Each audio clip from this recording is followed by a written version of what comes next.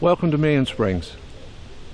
Today we're going to be looking at the various ways that people can and can't retrieve a fly through the water. Greg, my able assistant to my left, will demonstrate today the correct way in which to move a wet fly through the water and successfully hook into a fish and land a fish. We will also try to explain to you today the various faults that some people have and some of the problems that they do come across in this procedure.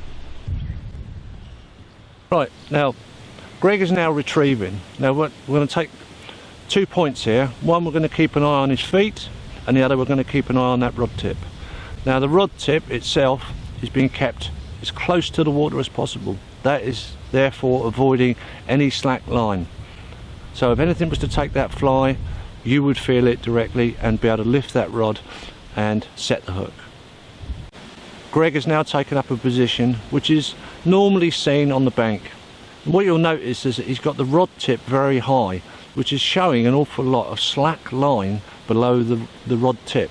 Now if you were to get a take onto this now, it would take an additional time for you to react because you wouldn't feel it directly. You may see the movement of the line, but by the time you've reacted, the fish has probably already figured out that what he's trying to eat is false, so he would spit it out.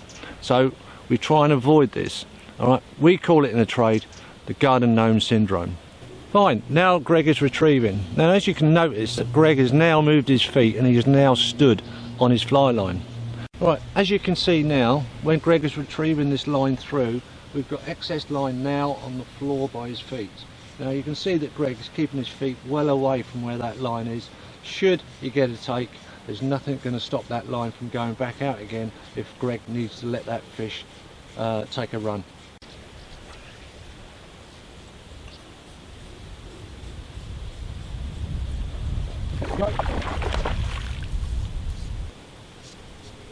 As you can see now that Greg's just hooked up into a fish, he's making himself aware where that line is by his feet. And it's a quick glance down just to double check.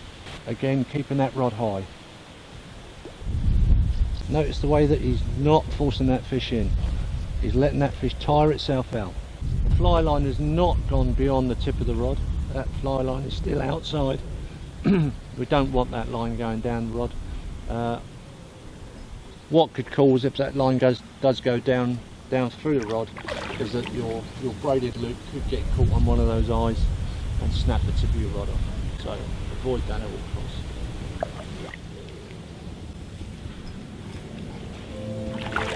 And there it is, landed. Look.